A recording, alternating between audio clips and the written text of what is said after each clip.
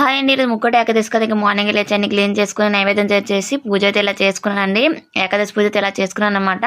ఇది కోటి పుణ్యాలకు సాటి ముక్కోటి ఏకాదశి అండి. ప్రతి సంవత్సరం పుష్యమాసంలో వచ్చే శుక్లపక్ష ఏకాదశిని వైకుంఠ ఏకాదశి లేదా ముక్కోటి ఏకాదశి అని అంటారు. ఈరోజు ఏ పూజ చేసుకునే వ్రతం చేసుకున్నా చాలా మంచిది అనమాట. నేనైతే ఇంకెలా నైవేద్యం చేసి సింపుల్గా ఇంట్లో పూజ అయితే చేసుకున్నాను. పూజ అయిపోయాక ఇంకా గుడికి వెళ్ళి వచ్చి వేరే వాళ్ళ ఇంట్లో ఈరోజు లలిత సహస్రనామం మందీప వర్ణన ఉందనమాట. మందీప వర్ణనకి వెళ్ళాను.